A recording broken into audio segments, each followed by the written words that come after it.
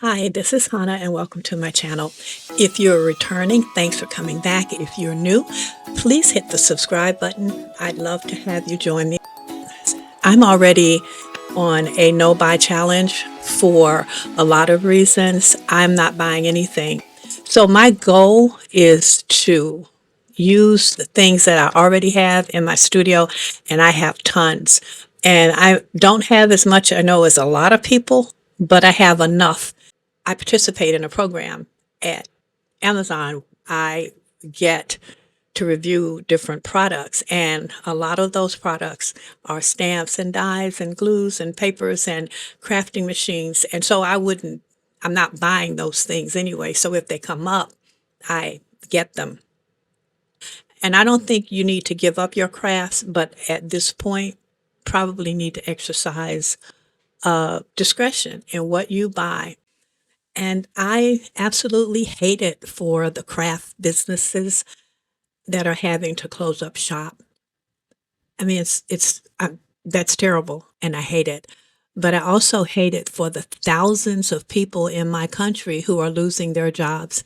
And I think some of the arguments that have been made about why are you buying this stuff from China? Well, everything in America practically is made in China. And that argument doesn't fly anymore. That's a part of the whole problem. So my sympathies and my heart go out to the craft companies that have had to close their doors. I understand it's a small business. My husband and I had a small business and we had to close our doors because sometimes the economy just turns against you. The supply and demand changes and you have to do something else. But I don't think people should be guilted because they're making the best decisions for their economic survival. So on this channel and on my blog, in my Facebook groups, you will never be kicked out of a group or not allowed to participate in something because you chose to use an unbranded dye. You chose to order something from Temu, or you chose to order it from Amazon or AliExpress. That's not my business. Where you spend your money, what dyes you use, that is your concern. And I personally resent people who try to take crafters on guilt trips about how much money they spend for the dyes and the stamps that they use. Buy what you can afford, use what you have, and other people just need to make adjustments in their lives too. So I, you know, I just see it differently. Whatever your circumstance is that's impacting your financial situation, you need to cater your craft light to that too. And don't get yourself in debt trying to buy stamps and dies to put it on paper, and it's gonna end up in the trash at the end of the day. One or two of the cards you give people, they may hold on to, but everybody in the world is decluttering and they're not gonna throw away grandma's silver and keep your card. So I just hope people will exercise some discretion, and I hope that people will not allow themselves to be guilted into spending money that they don't have. This butterfly card is one of a number of projects that I completed using things that I've had in my studio forever. I'm going to show you now some of the things that I used on this card. This is a set of 48 waxed threads that I use for my bookbinding, and I haven't done bookbinding in a while, and I was trying to figure out what am I going to do with all of this thread. It's really very pretty. It comes in multiple colors, so I can do a lot with it on my cards. I decided that I'm going to start stitching on cards again because I can use some of the plain ones to edge around the borders of my cards. So I have been using these threads on the cards that I am creating. One of the other tools that I hadn't used in a while was this embosser. And this is just an old-fashioned punch label maker. I have two electric label makers, but these type of labels have become very popular in card making and art journaling, and they look really good on the page. I got this maybe a year and a half ago. It was a promotional item that I got from Amazon, And, I thought, well, I'll review it and see what I think. And I reviewed it. I used it a couple of times. I put it away and I hadn't used it since. So I decided to pull it out and start using it. It comes with 4 or 5 different color tape refills. So that was great. But it has become very useful to me. Now I've used it on all of my NBUS, NBUS, never been used projects. So, this was a great thing to pull out of mothballs. The other thing that I ordered some silicone brushes for my husband a while back, and then he informed me that he already had a set.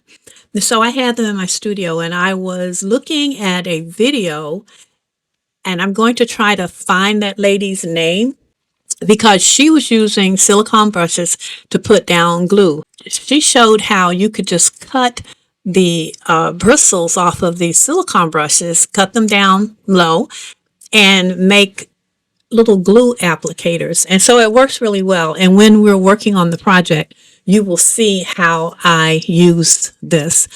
The other 2 things that I've been using lately, and one of these is a new purchase.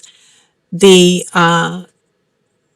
what is it, Pretty Petunia, this glue gun here is new. I've really only had this maybe a week and a half, and the only reason I ordered this is because I have RA, and sometimes my hand neither one works, and it's just very difficult for me to squeeze the glue. So I went ahead and made that investment. This smaller glue holder was a promo item. It was in the Amazon program, and I just ordered it because it holds my glue bottle and keeps it upside down. So the card itself, I'm not showing you the total process for that because this is more to show you how I'm using old tools and old products to create new cards. So here is how I'm using my silicone brush to attach my thin waxed thread to my card. It's really supposed to be, how the butterfly flies and they leave a trail. And so that's really what the twine is supposed to represent. My shape didn't turn out exactly the way I wanted it, but you can see how using the silicone brush, it just made gluing down this little waxed leather thread. So applying that became a lot easier. And then I punched out my sentiments using my label maker. And I was trying to follow the rule of 3s.